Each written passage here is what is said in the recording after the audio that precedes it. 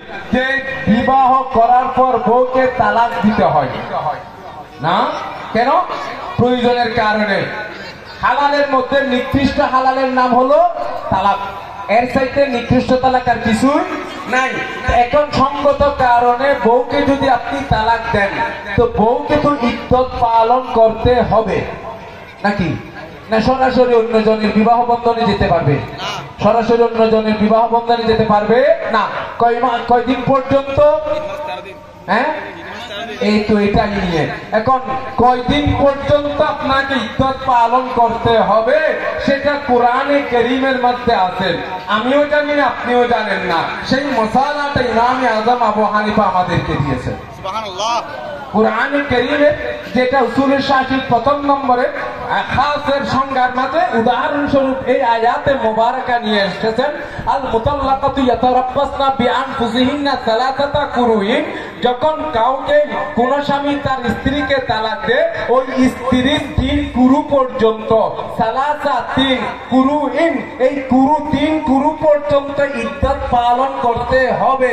এখন কুরু শব্দ তো আছে, এর বাংলা অর্থ কি হবে? আপনি তো কোরআন দেখে দেখে এখন মাযহাবের দরকার নাই, আপনি তো বলে দিলেন যে 3 কুরু। আল্লাহ বলেছেন সালাসাতা কুরুইন, 3 কুরু পর্যন্ত আপনাকে ইদ্যত পালন করতে হবে। এখন 3 কুরু, কুরু শব্দের অর্থ কি?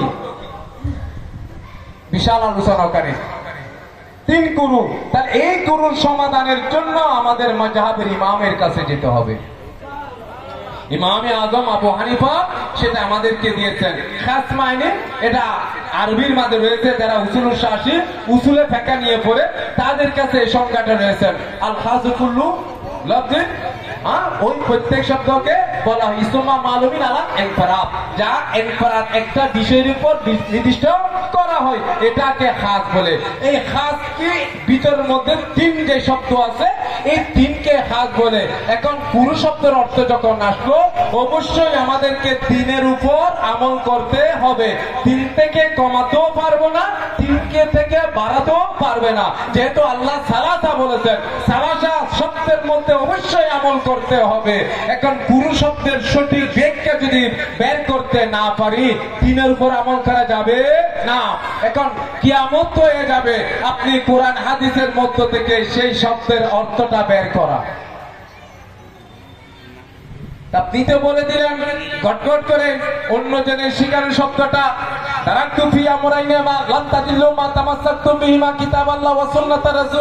আমাদের কাছে কোরআন আছে, আমাদের কাছে হাদিস আছে, কি দরকার আছে মাযহাব মানার?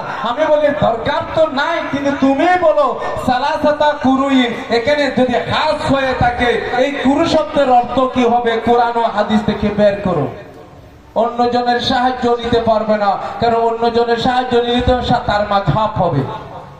আমরা এক মাযহাব মানার কারণে তোমরা এত কথা বলো। তুমি যার কাছে জিজ্ঞাসা করবে তার মাযহাব হবে, ওনার কাছে জিজ্ঞাসা করলে ওনার মাযহাব হবে। কারণ নিকট থেকে জিজ্ঞাসা করতে পারবে না, যেহেতু কোরআনও তোমার সামনে, হাদিসও তোমার বাইরে থেকে সাহায্য নেওয়ার কোন সুযোগ নাই। আর তুমি তো অন্যজন থেকে সাহায্য নিতেও পারবে না, তোমার মাসালায় সাহায্য নেওয়াটা শিরক। তুমি তো আমাদেরকে বলো যে আউলিয়া কেরামের কাছে কিছু সাহায্য চাইলে শিরকের পথে দাও, ইয়াকা নাবুদু ওয়া ইয়াকা নাস্তাইন, তোমারও ইবাদত করি, তোমারও সাহায্য চাই। তাহলে অন্যজনের কাছে কিতাব নেওয়াটা, সাহায্য নেওয়াটা, এটা তুই শিরক হবে।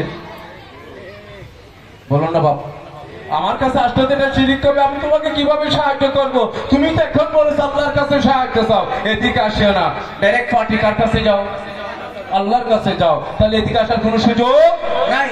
এটাই হলো ইমামে আজম আবু হানিফা যেটা আমাদেরকে দিয়েছেন। এমন অবদান বুখারী রিওয়ায়াত রয়েছেন, এই রিওয়ায়াতটা আমাদের হানাফি মাযহাবগণ স্বীকার করার আগে শাফি মাযহাবের ইমামগণ বলেছেন, আমার নবী বলেছেন এলম যদি সুরাইয়া, সুরাইয়া তার কামানি তারা, শুক্র গ্রহ, দুনিয়ার এলম যদি তারার মধ্যে চলে যায়, আমার নবী বলেন আমার উম্মতের এমন একজন ফারসের সন্তান রয়েছে যিনি শুক্র গ্রহ থেকে এলম দুনিয়ার মধ্যে নিয়ে আসবেন।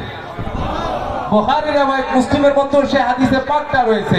ওদিকে গেলে অনেক দূরে চলে যাব। শুধু বুঝার জন্য, আমাদের মাযহাবের ইমাম এমন একজন ব্যক্তি, সুক্তারার মাঝে এলম চলে গেল, আবার উনি দুনিয়ায় নিয়ে আসবেন, সেটা আমার নবী বলেছেন। আর তার ব্যাখ্যা বিশ্লেষণ হানাফি মাযহাবের ইমামগণ বলে নাই। আল্লামা জালালউদ্দিন সুয়ুতি উনি শাফি মাযহাবের, উনি বলতেছেন যে ইবনে হাজার আসকালানী উনি শাফি মাযহাবের, উনারা বলতেছেন যে এই কথার কাউকে বলে নাই, আল্লাহর মেহবুব ইমামে আযম আবু হানিফাকে বলেছেন। আর হানাফি মাযহাব তো সবাই আছে, সঠিকভাবে বুঝার জন্য হানাফি মাযহাব কি জিনিস সেটাই উপমহাদেশ না, সমগ্র পৃথিবীতে 20 শতাব্দীতে বুঝার জন্য একজন ব্যক্তি দুনিয়ায় আগমন করেছেন, যার জন্ম 1921 সাল আর যার ইন্তেকাল 1856 সাল, ইন্তেকাল হলো 1921 সাল। আরবির মাঝে হলে উনি 68 বছর হায়াত পেয়েছেন, আর ইংরেজি হিসাবে মাত্র 65 বছর হায়াত পেয়েছেন। যিনি যেই দিকে কলম ধরেছেন সেই দিকে এলমের বন্যা পৃথিবীর মাঝে ভাসিয়ে দিয়েছেন। সুবহানাল্লাহ। যার আপাত মস্তক নবীর প্রেম ছিল, আল্লাহ রাব্বুল আলামিন আমাদের জন্য মনোনীত করে এই উপমহাদেশে পাঠিয়েছেন। ওনার নাম হলো ইমাম আহমদ রাজা ফাজলে বেরলভী রাদিয়াল্লাহু তাআলা আনহু। আমাদের আজকে প্রধান অতিথিরা, আমরা ছাত্র অবস্থায় জামিয়া থাকাকালীন সময়ে মুসলিম হলের মধ্যে আলা হযরত কনফারেন্স করতেন, এখনো করেন।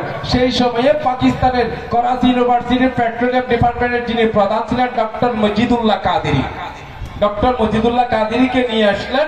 ওই কনফারেন্সের মধ্যে উনি বক্তব্য রাখছেন।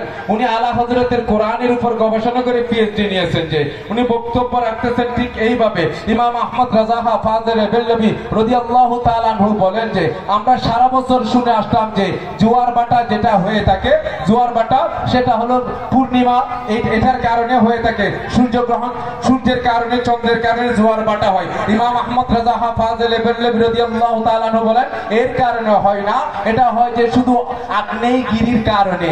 আগ্নেয়গিরি মানে সেটা যেখান থেকে লাভা বার হয়, যার রেজাল্ট অনুযায়ী মালভূমি হয়ে থাকে বা বন্য হয়ে থাকে। এটা সুপ্ত আগ্নেয়গিরি, মৃত আগ্নেয়গিরি, এইভাবে 3টা ক্লাসিফিকেশন আছে, ওদিকে যাচ্ছি না। তো এখান থেকে অগ্নুৎপাত